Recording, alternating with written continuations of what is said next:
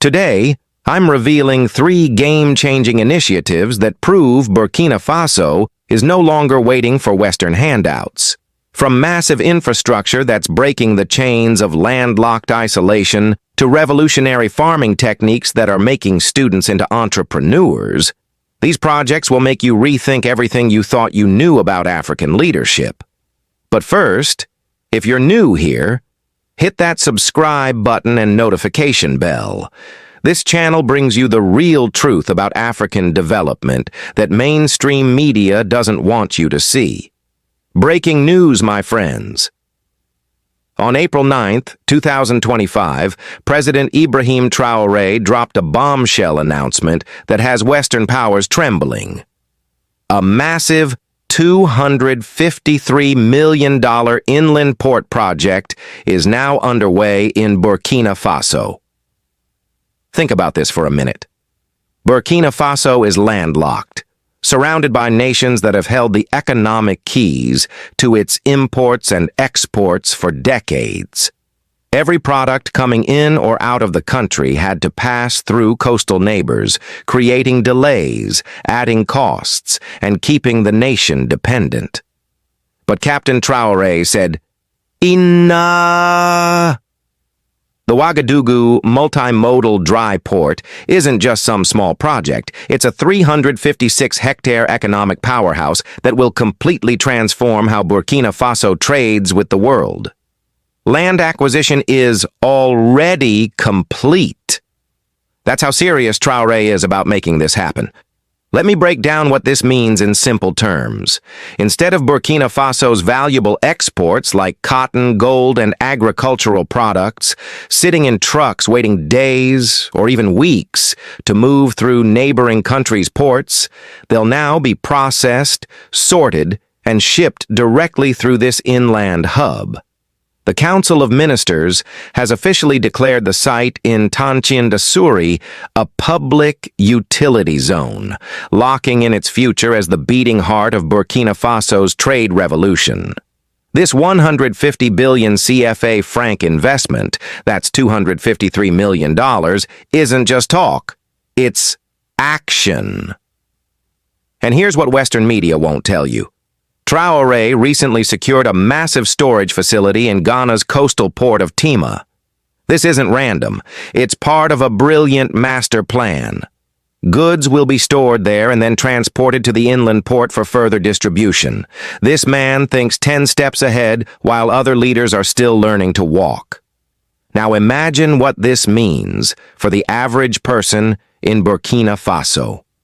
Thousands of jobs during construction. Thousands more jobs once it's operational. Warehouse workers, logistics coordinators, security teams, drivers, entire communities rising from poverty to prosperity. Faster exports mean Burkina Faso's products hit international markets quicker, bringing more money back into local communities. Smoother imports mean medicine, machinery, and essential goods arrive without the insane delays that have plagued the nation. And most importantly, economic freedom. Burkina Faso is breaking the chains of dependence that Western powers have used to control African nations for centuries. When Captain Ibrahim Traoré announced this project, he wasn't just unveiling an infrastructure plan, he was declaring Burkina Faso's economic independence. This is what real African leadership looks like. But wait, the inland port is just the beginning. While Western construction companies charge African nations outrageous prices for roads that crumble after a single rainy season, Captain Traoré has found a revolutionary solution that's leaving colonial powers speechless. Burkina Faso has partnered with the Japan International Cooperation Agency, JICA, to implement the groundbreaking Dono technique for road construction, and the results are astounding. For decades, Burkina Faso's roads have been a nightmare. Heavy rains wash them away. Extreme heat cracks them open. Rural communities become completely isolated during the rainy season, cutting off access to hospitals, schools, and markets. Western companies offered the same old solution. Expensive asphalt roads costing up to $500,000 per kilometer that would fall apart within years, forcing Burkina Faso into an endless cycle of debt for repairs. But Captain Traoré said no more. The dono technique, which means earth bag in Japanese, is revolutionary. Instead of relying on expensive imported materials, it uses what Burkina Faso already has in abundance: lateritic soil, gravel, clay, and sand, combined with recycled materials and geotextiles. Here's the shocking truth Western contractors don't want you to know. Roads built with the dono technique cost 60% less than traditional asphalt roads. That's not a typo, 60% less. But the benefits don't stop there. These roads last longer in extreme weather, standing up to Burkina Faso's heavy rains and intense heat. They're environmentally friendly. No more destroying ecosystems to extract massive amounts of limestone and gravel. They create more local jobs, since the technique requires workers rather than specialized machinery, putting money directly into Burkinabe pockets instead of foreign companies. They can be built faster, meaning more communities connected in less time. In February 2025, Captain Traoré launched this initiative in key cities like Agadir and Bobo-Dioulasso. Japanese experts arrived to train local engineers, construction workers, and community leaders in this revolutionary technique. On February 20th, a major demonstration at the National School of Public Works in Agadir proved to everyone that this wasn't just talk. It was a practical solution already transforming the nation. But here's what I love most about this initiative. Captain Traoré insisted that local communities be directly involved in these projects. This isn't some foreign aid program where outsiders come in, build something, and leave.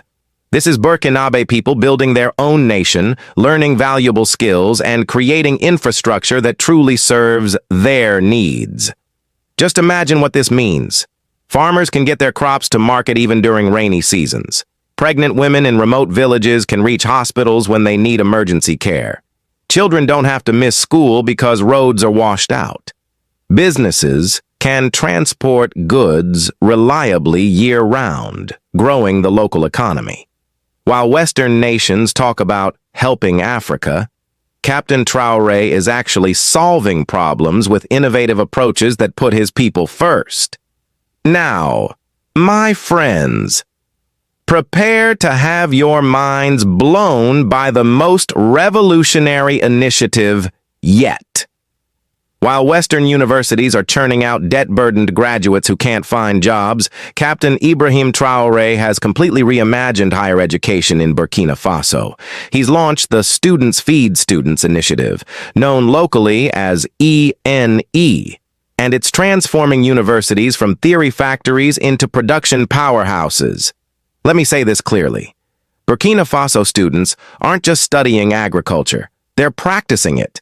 They're not just writing papers about food security, they're creating it.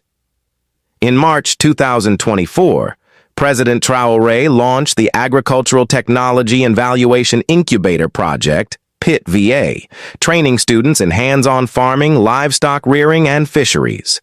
But that was just the foundation for something even bigger. On April 9th, 2025, the Minister of Higher Education, Research and Innovation presented the ENE program to the Council of Ministers, a complete revolution in how universities operate. Here's how this genius system works. University students trained under PIT-VA produce food through agriculture, livestock, and fisheries. This food is delivered directly to university restaurants. Other students eat nutritious, locally grown food at affordable prices. A startup fund helps graduating students become food entrepreneurs. This creates an entire economic ecosystem where students learn by doing, universities become self-sufficient, and graduates leave with practical skills to create businesses. Western education experts are shocked because this completely contradicts their model of theoretical education that leaves graduates unemployed and dependent on corporate jobs. The benefits of this revolutionary approach are endless. Students eat fresh, organic food produced without harmful chemicals, improving health and academic performance. University meal prices are controlled. No middlemen, no inflation, just fair prices. A new generation of agri-entrepreneurs is being created. Young people trained to start businesses in poultry, fish farming, vegetable production, and more. University restaurants become self-sufficient. No need for imported food that drains the nation's resources. Youth see agriculture as noble and profitable, not as backward or a last resort. National sovereignty is strengthened. Every kilogram of locally grown rice is another step toward true independence. Captain Traoré understands what many leaders fail to grasp. A nation that cannot feed itself is a nation in chains, and instead of just talking about food security, he's putting the future of the nation, its students, at the center of the solution. Imagine visiting a Burkina Faso university campus today. You'll see rows of green crops planted by students, poultry coops run by student groups, fish ponds managed by final-year students. Then you walk into the university canteen and the rice, tomatoes, and eggs all come from right there, grown by fellow students. This isn't some fantasy. This is the Burkinabe reality under President Traoré's visionary leadership. Ask yourself, why aren't these revolutionary projects making headlines in Western media? Why aren't international news channels celebrating these incredible achievements? The answer is simple. Captain Ibrahim Traoré's success threatens the Western narrative that African nations need their help and guidance to develop. These three revolutionary projects, the inland port, the Japanese road technique, and the student farming initiative, prove that, with visionary leadership, African nations can solve their own problems and chart their own destiny. While Western powers continue exploiting Africa's resources, leaders like Captain Traoré are building real independence, economic independence, food independence, infrastructure independence. From below the poverty line to one of the most self-reliant nations in Africa. That's the transformation Captain Ibrahim Traoré is leading in Burkina Faso. The inland port will connect Burkina Faso to global markets without dependence on coastal neighbors. The revolutionary road technique will connect communities year-round at a fraction of the cost. The student farming initiative will connect education directly to production, creating a new generation of entrepreneur farmers. This is what real African leadership looks like. This is how you free a nation from centuries of exploitation. This is how you build sovereignty not with empty words, but with concrete actions that improve people's daily lives. Captain Ibrahim Traoré isn't just leading Burkina Faso. He's showing all of Africa what's possible when leaders truly serve their people instead of foreign interests. Now I want to hear from you. What do you think about these revolutionary projects? Do you believe more African nations should follow Burkina Faso's example?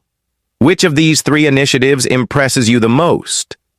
Drop your thoughts in the comments below.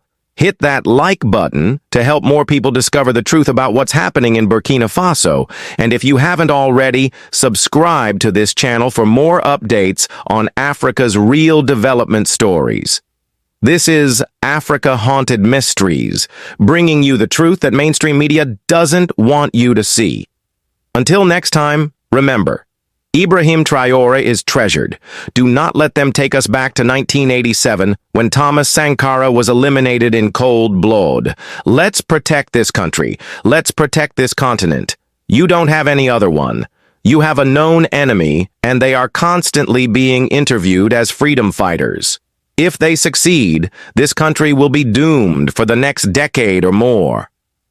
Let's place our country above personal gains. Africa doesn't need saviors. Africa needs visionary leaders like Captain Ibrahim Traoré.